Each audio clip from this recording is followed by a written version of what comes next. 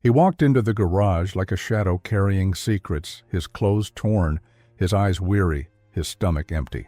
No one turned to greet him at first. Hunger and dirt had a way of making men invisible. But silence broke when he dared to ask for something unusual, not money, not pity, but a chance. The mechanics laughed, their voices echoing across oil-stained floors, sharp and dismissive.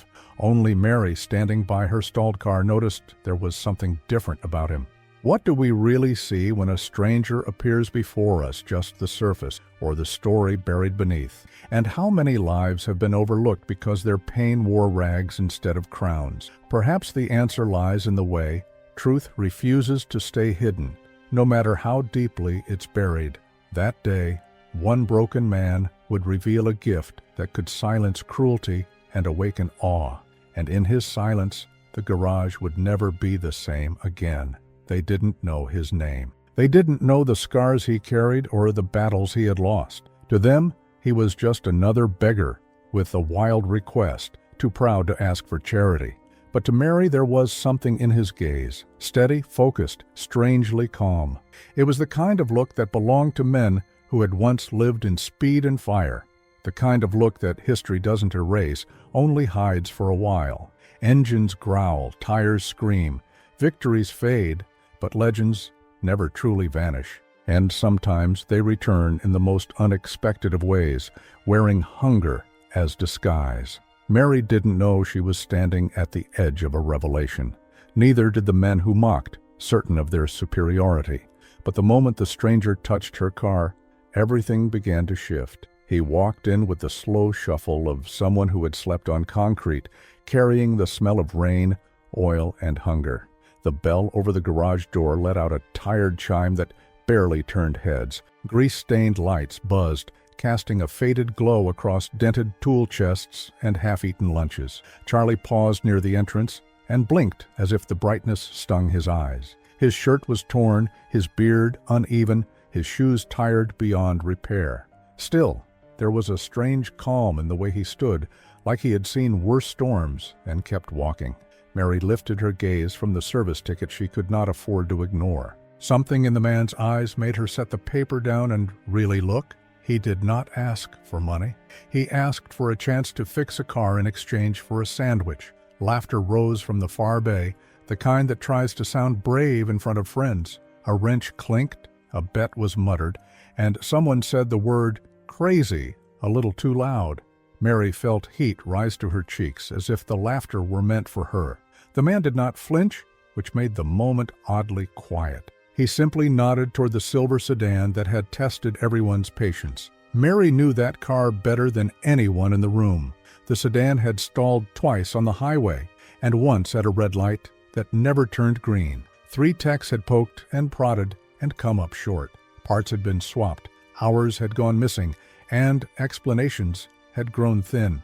Mary needed the car to get her mother to an appointment she could not miss. She had already paid for guesses dressed up as solutions. The clock on the wall ticked like a small, stubborn heartbeat. She studied the stranger again and found steadiness where most would find fear. It felt risky, yet the room already felt risky in a different way. Charlie spoke with a voice that sounded soft but clear. He said the issue might not be mechanical at all. He asked for a borrowed scanner and a place to wash his hands. He promised nothing except a careful look and an honest try. He asked again for a sandwich, no sauce, extra bread if possible. Someone whistled as if to say the show had just begun. Mary noticed the way his fingers rested near the fender without touching it. They were rough and scarred, yet oddly precise, like tools that remembered their purpose. Jokes rolled through the garage like loose bearings on a slope. A young mechanic said the battery was already tested and fine. Another swore the fuel pump was the true villain in the tale. Charlie did not argue and did not defend himself. He asked to listen to the engine before he touched a single thing. He asked for the keys and for 30 seconds of quiet. Silence arrived with reluctant feet, then settled out of curiosity. Mary held the keys a moment longer than she needed to, then offered them. The engine coughed when it turned over, as if clearing a secret from its throat. Charlie tilted his head and closed his eyes like a musician catching a note. He leaned closer to the dash and watched a warning light blink and fade. He listened again and waited for a tremor that most ears would miss. He asked for the scanner and a clean rag if anyone had one to spare. A rag appeared from nowhere because curiosity moves faster than pride. He wiped his hands the way a surgeon might keep ritual with no audience. Mary felt the room breathe with him without meaning to. He opened the hood with care that looked almost old-fashioned. No haste, no swagger, just attention that traced every wire and clip. He followed a line from the fuse box to a relay near the firewall. He did not touch. He just watched where vibration met plastic and patient. He murmured about signal and ground and a lazy heartbeat in the circuit.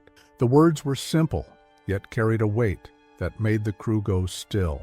Mary thought of her father teaching her to listen for truth inside noise. The memory made her trust what she could not yet name. A customer at the counter leaned forward as if a revelation were near. The young mechanic stopped pretending to check his phone. Even the air compressor seemed to hold back a sigh. Charlie asked if the car had stalled more on hot afternoons than cold mornings. Mary nodded before she realized the answer had already formed. He asked if the lights had flickered just once before the engine died. Again she nodded, surprised by the accuracy of the guess. The room felt smaller in a way that made people speak softer. He asked for permission to remove a single relay and test the circuit. He asked for the scanner to read codes that would come and go like shy birds. He said this would take minutes, not hours, if the guess proved right. Someone whispered that luck was having a loud day.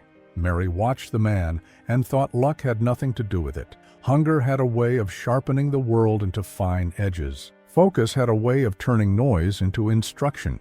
She realized he had not once asked for anything more than food. Mary reached into her purse and pulled out a crumpled voucher for the cafe next door. She pressed it into his hand and said the sandwich would be ready soon. He nodded with gratitude that did not feel small or desperate. He looked at the scanner like a friend he had not seen in years. The screen blinked awake and threw green light across his face. For a second, the grease bay looked like a stage set for a moment that might matter. The mechanics moved closer without admitting they had moved at all.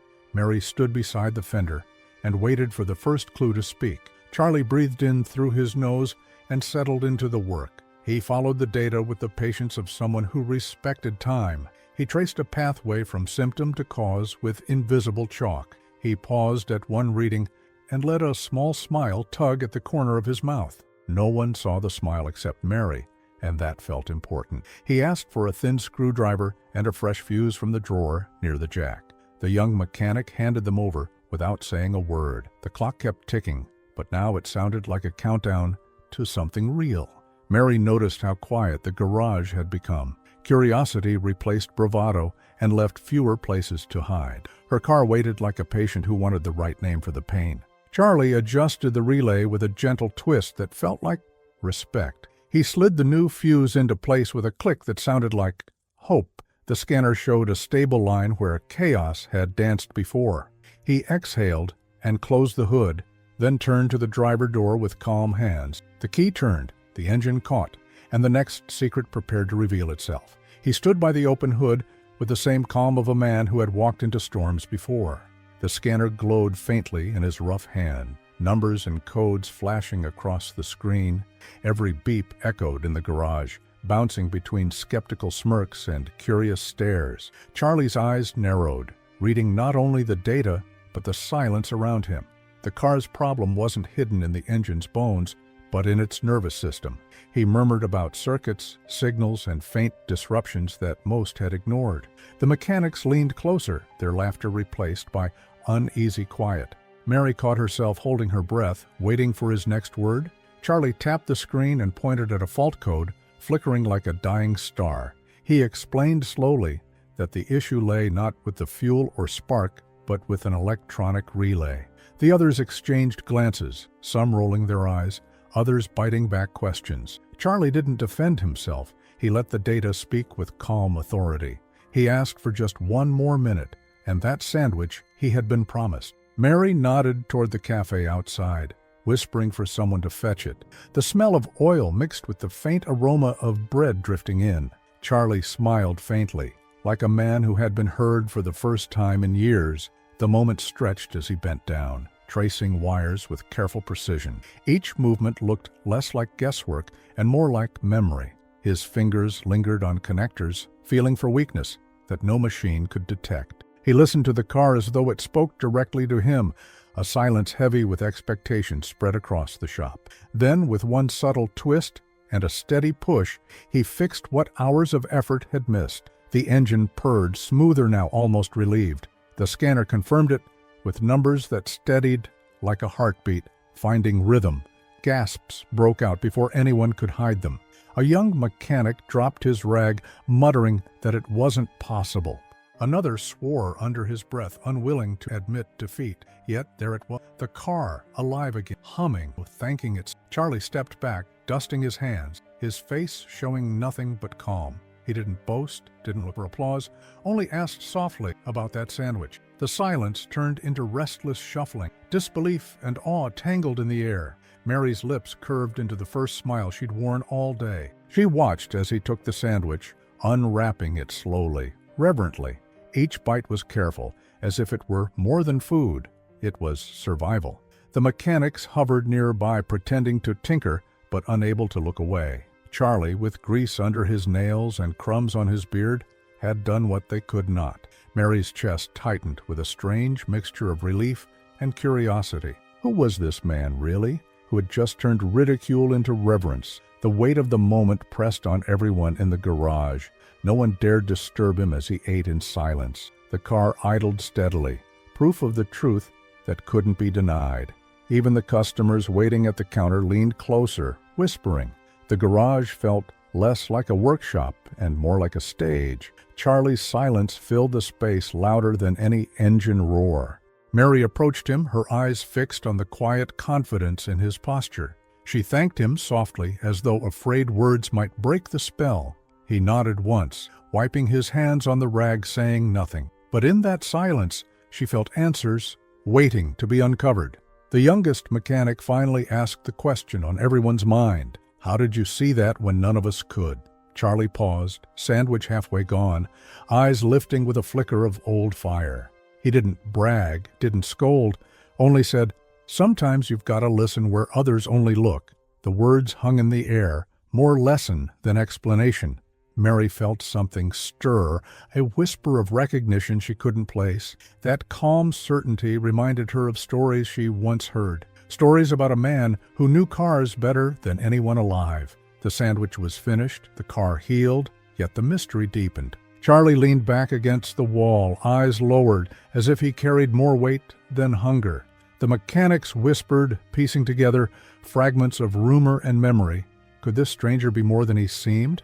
Mary studied him, her mind tracing back to old names and racing headlines. Something about the way he touched the car, the way he listened, it felt legendary. The thought lodged itself in her chest, stubborn and insistent, and it would not let her go. The air thickened with unspoken question. The mechanics tried to brush it off with nervous chuckles, but the truth lingered. Mary knew the car had been more than just a machine in distress. It was a mirror. It had revealed a man hidden beneath grime, silence, and loss. Charlie didn't seek their approval, but his presence demanded it. One by one, their skepticism cracked into wonder. Mary's heartbeat quickened with a mix of fear and recognition. Something was about to surface, something bigger than a broken car. The garage had changed in those few minutes, from laughter to awe, from dismissal to quiet respect, and all because a stranger had traded pride for a sandwich. Charlie stood in the corner, his shadow stretching across oil-stained concrete. He wasn't just a drifter anymore, not to them, not to her. And deep inside, Mary sensed that this diagnosis was only the beginning. Because hidden behind grease and hunger was a story the world had forgotten, and it was about to come crashing back into the light. The name spread in whispers first, like a secret too heavy to stay hidden. Charlie Green. The syllables carried weight, echoing through dusty corners of memory. One of the older mechanics furrowed his brow, muttering he'd heard it before. Mary's eyes widened, her heart stumbling against the sudden recognition. She remembered the posters in her brother's room, the racing magazines stacked high. Maus de Uro, They called him back in the 90s, the pilot who could tame any machine. Could this disheveled, starving man truly be the legend once praised on every track? The garage seemed to lean in, waiting for the answer written on his face. Charlie didn't boast, didn't confirm at first. He wiped his hands slowly, as if time itself were stretching. But Mary saw it, the way his grip curved around a wrench familiar and exact, the way his gaze lingered on the engine, not as a mechanic, but as a master. Her breath caught, memories flooding back of headlines. Green strikes again. The miracle driver. Every detail, every movement now looked like proof instead of coincidence. The realization tightened her chest and softened her stare. The room around her buzzed with disbelief, like electricity, waiting for release. The younger mechanics laughed nervously, trying to push away the truth. Impossible, one said. The guy disappeared years ago. But the older man near the counter shook his head, eyes glassy with certainty. I saw him at Daytona in '97. I'd know that look anywhere. Silence fell heavy after the words, pressing on every chest. Charlie shifted, uncomfortable, under the sudden weight of recognition. Mary whispered, barely audible, "It is you, isn't it?" The pause before his answer felt longer than any race. Yes. The words slipped out, quiet but unshakable. It rolled across the garage like thunder breaking the sky. Mary's knees weakened at the sound, her pulse hammering in disbelief. The mechanics stared, jaws slack, some shaking their heads in denial. Charlie Green, the man who once ruled tracks, stood before them in rags. The fall from glory to hunger painted itself in his tired frame. Yet in that moment he didn't look broken. He looked real, and reality was harder to accept than rumor. Mary's mind swirled with images of his past victories, crowds cheering, cameras flashing, cars roaring under his command, and now he was here, eating sandwiches to survive. The contrast cut deep, almost cruel in its sharpness, but beneath the ruin, something golden still flickered in his eyes. She wondered if he felt it too, the echo of who he once was. The legend hadn't died. It had been buried alive in grief and silence, and now, piece by piece, it was clawing its way back. The mechanics whispered to each other, their voices trembling. One swore he'd watched tapes of Green's miraculous overtakes. Another admitted he had a VHS with Charlie's name scrawled on it. Stories resurfaced, each one adding weight to the truth. Charlie didn't deny them, though pain shadowed his face. Mary reached out gently, as if touching the past itself. "Why are you here like this?" she asked, almost to herself. His silence was the loudest answer of all. Charlie's hands, scarred and steady, rested on the hood of her car. For a moment, the grease-stained bay became a racetrack again. The same hands that once gripped a wheel now traced metal with care. The same focus that thrilled crowds now burned in quiet shadows. Mary saw it. The legend hadn't vanished, only retreated. The crowd of onlookers felt it too, though they wouldn't say it aloud. Hope stirred in the space between disbelief and awe, and it refused to settle back down. The mechanics no longer mocked him. Respect, reluctant and raw, replaced the cruel laughter. They studied him like apprentices watching a master without a classroom. Every small movement, every word he didn't say, felt sacred. Mary noticed their postures had shifted, pride slipping into humility. Even the customers sensed the change, leaning in without permission. The garage wasn't just a workplace anymore. It had become a stage, and Charlie Green was, once again, the main act. Mary felt an ache rise in her chest, equal parts wonder and sorrow. She wanted to ask 1,000 questions, but feared breaking the spell. Charlie kept his eyes down, as though hiding from the weight of recognition. But even silence couldn't erase the truth that now hung in the air. The man before them was more than a mechanic. He was a fallen giant, a ghost made flesh, a story thought forgotten. And yet, somehow, here he was, alive and undeniable. Every eye in the room burned with questions left unsaid. The whispers of Mos de Uro grew louder, echoing off concrete walls. The nickname sounded strange now, both glorious and haunting. Mary's pulse quickened, her mind torn between awe and pity. Charlie didn't smile, didn't bask in the rediscovery. Instead, his shoulders slumped as though the truth cost him more than lies. But there was no turning back. The mask had cracked, the past exposed. The legend had returned, not with fireworks but with silence, and that silence carried a weight no one could ignore. The revelation lingered in the air like smoke after a fire, and with it came the silence of things unspoken. Charlie's eyes, once sharp with hidden brilliance, now clouded with memories too heavy to carry. Mary noticed the shift in his expression, the way triumph melted into shadow. For every whisper of his legendary past, there was a wound buried beneath. He didn't bask in their awe, he shrank beneath it. The garage lights flickered overhead as though echoing his fractured spirit.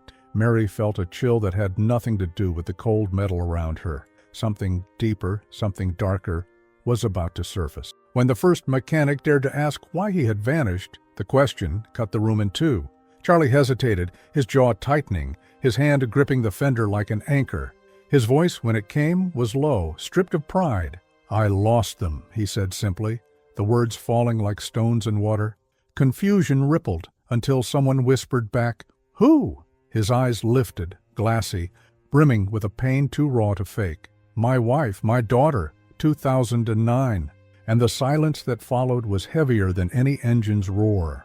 Mary's heart clenched, as if the words had pierced her own chest. She remembered the headline vaguely, an accident on a rainy night, a name buried in tragedy.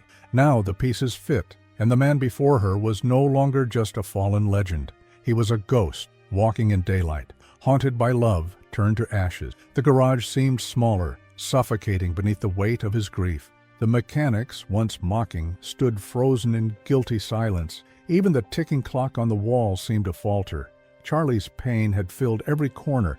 He spoke again, words spilling reluctantly, each one tasting of sorrow.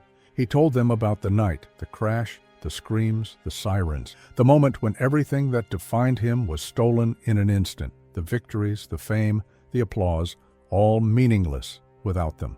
Alcohol had been the only companion strong enough to dull the edges. One bottle led to another, then another, until tracks became alleys, hotels turned into sidewalks, fans into strangers, and Maus de Oro dissolved into nothing more than that homeless guy.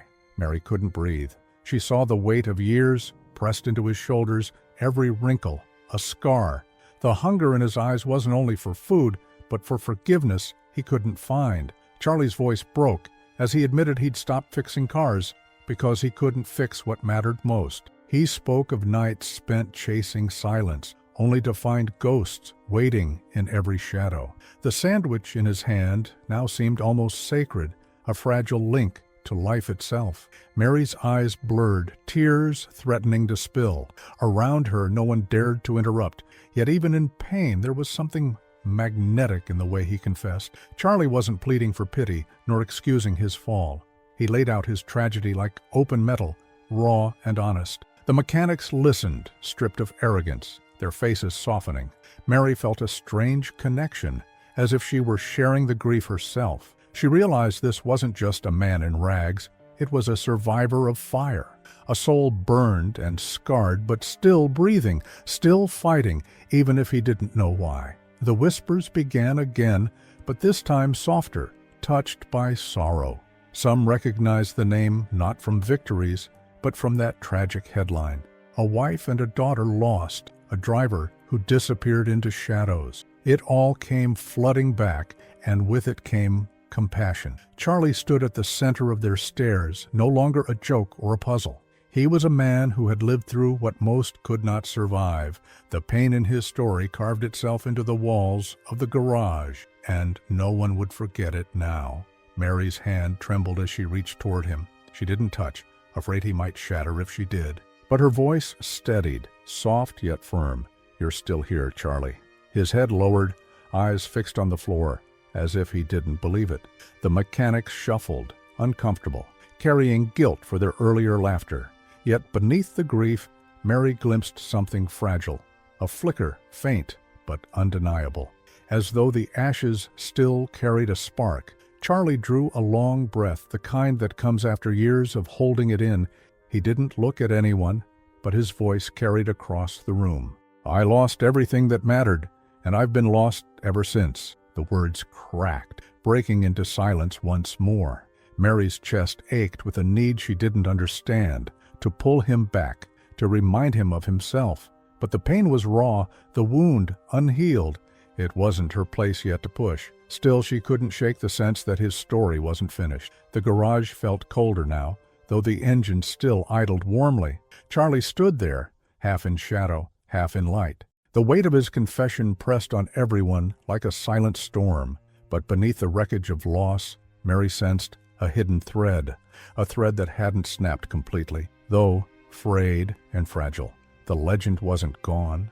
It was buried in grief. And if fate had brought him here, perhaps it wasn't to stay buried. Perhaps his story was waiting to rise again. Mary couldn't shake the feeling that fate had drawn Charlie into her path for a reason. She had seen broken men before, but none carried such fire buried beneath the ashes. The mechanics lingered nearby, their expressions softening into something unfamiliar: respect. The laughter that once filled the garage had vanished, replaced by quiet thought. Mary took a step forward, her voice steady but warm. "We could use someone like you here," she said, her words trembling with both hope and risk. Charlie lifted his gaze, doubtful, as if the offer were too heavy to trust. But in his silence, the seed of possibility had already been planted. The mechanics, one by one, began to nod. At first, awkwardly, as though ashamed of their earlier cruelty, then more firmly, as the truth of his gift demanded recognition. One offered to cover his meals for a week if he stayed. Another suggested a cot in the back room, away from the streets. Charlie frowned, suspicion etched deep in the lines of his face. Yet he didn't reject them outright, which felt like the first victory. Mary sensed a door opening, though just a crack. The road back wouldn't be simple. Everyone knew it. Charlie was still a man haunted by ghosts, chained to bottles and shadows, but the idea of redemption stirred in the room like an unspoken prayer. Mary saw it not just in him, but in the mechanics too. Helping him might heal more than just Charlie. It could reshape them as well. For a moment, the garage didn't feel like a place of business, but of rebirth. And every face there was caught in the fragile possibility of change. Even Charlie himself seemed to wrestle with it. Mary offered something more than work. She offered treatment. She mentioned a local center where men like him had found new beginnings. The suggestion made him tense, his jaw locking as if the word itself were poison. But her eyes didn't falter, steady and kind, refusing to let him retreat. "You don't have to do it alone," she whispered. The word struck deeper than any sermon or command. For the first time in years, Charlie felt the weight of someone believing in him, and that weight was both terrifying and strangely comforting. The days that followed tested every ounce of his resolve. Work in the garage meant trust, and trust meant responsibility. Every spark of sobriety flickered against the pull of old habits. Mary kept close, her faith in him louder than his doubts. The mechanics, once mocking, grew into brothers who shielded his fragile steps. Some nights he wanted to run, to disappear into alleys again. But then he remembered the way Mary had looked at him, like he was still someone, and that memory anchored him to stay. Charlie's hands rediscovered their rhythm on engines and machines. What had once been instinct came back slowly, like muscle memory awakening. He began fixing not just cars, but trust, piece by piece. Customers noticed the quiet man who worked with uncanny precision. They didn't know his story, not yet, but they saw his brilliance. And slowly, word began to spread outside the garage walls. Charlie Green, once a ghost, was stirring again. And with each repair, he stitched another piece of himself back together. But progress came with setbacks. There were nights when the bottle called to him louder than reason. There were mornings when the weight of grief pressed him into silence. Mary never scolded. She reminded him of the man she believed was still inside. The mechanics didn't pity him. They challenged him, pushing him to fight back. Every stumble became a lesson. Every fall, a chance to rise again. Charlie hated the mirror, but in their eyes, he began to see hope. And that reflection mattered more than he realized. The garage became more than work. It became sanctuary. Engines roared like hymns of second chances, drowning out his inner storms. Each fix was proof he could still build, still restore, still matter. Mary often caught him humming softly while working, unaware of himself. It was the sound of life trickling back where silence once reigned. Customers left not just with repaired cars, but with stories of the quiet mechanic. Whispers grew. He had a touch no one else had, and curiosity began to stir far beyond their small corner of town. Charlie started noticing the small things again: the warmth of coffee in the morning, the laughter between co-workers, the gratitude in Mary's smile when the shop closed each night. These details, once lost in grief, now felt like lifelines. Each one tugged him further from the abyss. For the first time in years, he dreamed not of endings, but of beginnings. The bottle still waited, shadows still whispered, but hope had taken root. And hope, once planted, is hard to kill. Mary knew they were far from victory, but the change was undeniable. Charlie Green, the man once buried in sorrow, was beginning to stand again, not as the legend he had been, but as a man rediscovering purpose. He wasn't just saving cars anymore, he was saving himself. And in doing so, he was quietly saving everyone who believed in him. The garage no longer saw him as a drifter, they saw him as a brother. The road ahead stretched long and uncertain, but for the first time in years, Charlie was willing to walk it. The whispers grew into stories, and the stories became something larger than the man himself. Charlie Green was no longer just the drifter who had walked into a garage hungry. He was the mechanic who fixed cars no one else could, with hands that remembered greatness. Word traveled fast, first among customers, then through the town, then far beyond. People came not only for repairs, but to catch a glimpse of the fallen legend. They wanted to see if the tales were true, if a man could really rise from the ashes. Mary watched it unfold with cautious hope, her heart swelling at every new face. The shop, once ordinary, had become a place of quiet miracle. They started calling him the miraculous mechanic. It wasn't just the way he fixed cars, but the way he carried himself. There was a weight in his silence that made people listen closer. Each success was more than a repair. It was proof that broken things could heal. Families whispered that if Charlie could rebuild his life, so could they. Some brought their cars, others brought their stories of loss. Charlie listened, nodded, and kept working, as though fixing engines fixed souls. And somehow it did. Videos began to circulate, short clips of him, bent over hoods, engines roaring back to life. One showed his scarred hands guiding a trembling apprentice through a repair. Another caught the quiet smile he gave Mary after a difficult fix. They spread online, carried by curiosity, then by awe.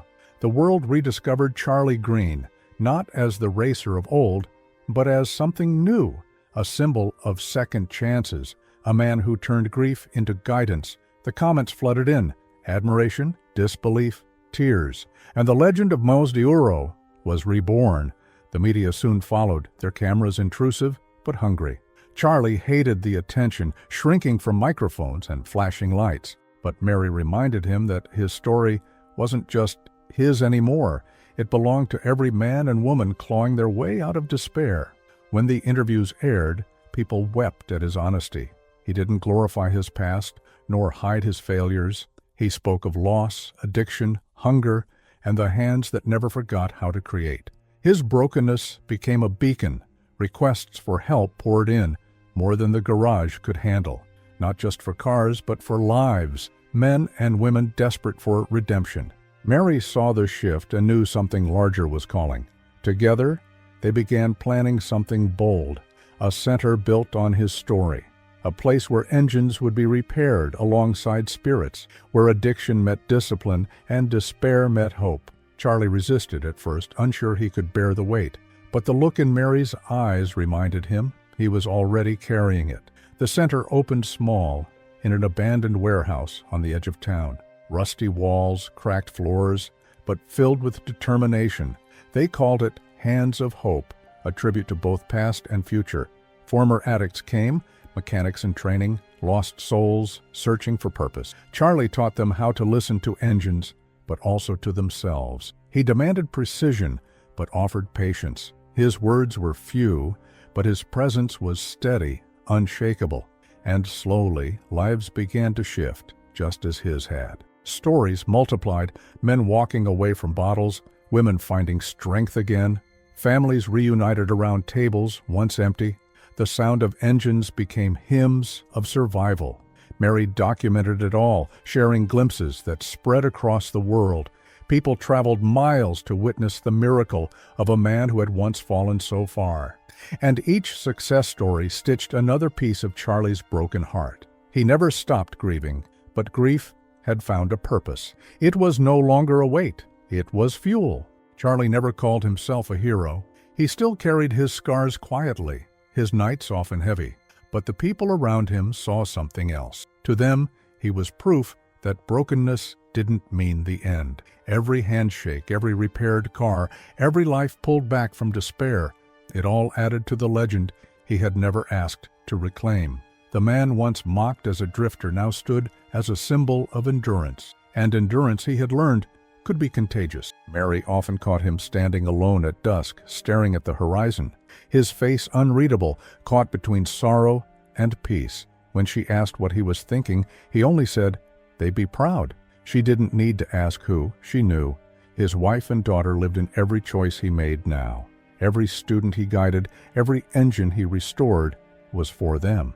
Charlie carried their memory not as chains, but as light, and that light spread far beyond the garage walls. From hero to fallen man, from despair to hope, his journey became timeless. Charlie Green was no longer just a pilot, nor just a mechanic.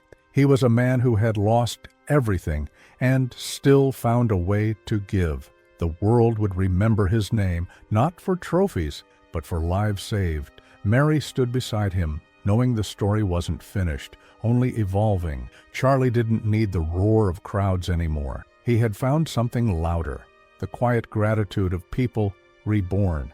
And that was a victory no finish line could ever match. In the end, Charlie Green's story wasn't just about engines or races. It was about the power of rising again. He had fallen further than most could ever imagine, yet he found a way to turn his pain into purpose. And in doing so, he lit a spark in countless others who thought their lives were beyond repair. But what about you? What did this journey awaken in your heart? Did it remind you of someone who deserves a second chance, or perhaps of your own battles to stand again? Share your thoughts below. I'd love to hear your reflections. If this story touched you, don't let it end here. Subscribe to the channel, hit the like button, and turn on notifications so you never miss the next tale. Here, you'll find other stories just as powerful, filled with conflict, discovery, and redemption. Thank you for staying with me through every twist and turn. Your presence makes these stories worth telling. I'll see you in the next video. Until next time.